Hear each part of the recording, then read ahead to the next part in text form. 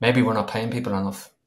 And, you know, people then get disengaged and saying, well, sure, what's the point of me helping this company if they don't respect me as a worker in terms of what the going rate is? You know, they're just making profit off my back. Mm-hmm. Yep. So for me, that's even, I call that a hygiene factor. And one of the first things that I analyze is like, listen, if you're not paying people well, then we're not even gonna have a conversation. Because that should be a non-discussion. You got to pay people well. If you want production, if you want people to give a shit, then you got to pay them well.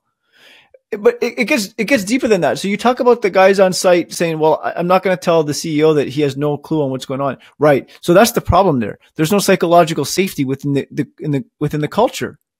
Because if the psychological safety was present, then Jonathan would have the awareness to know that he's free to speak his mind and be supported. And it's a safe space without being judged and assessed, which is very different than what happens out there most times.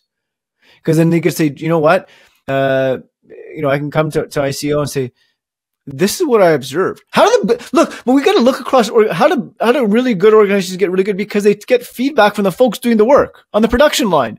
And if you just slowed the production line down by a millisecond, we'd be able to produce 5 cars faster. Holy smokes.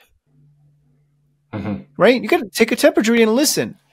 So, just coming to your point, non-conversation. If you're not going to pay people well, then shame on you. Yeah, I think that's a pretty important point, that if you were to get involved with a construction company that wanted to fix things, and then you were to find out that there was a profit over people mantra, you can't fix that. You can't fix that.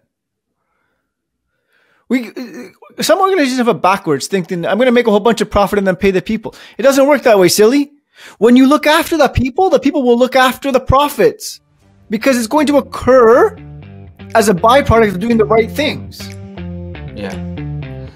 But there's a race to the bottom.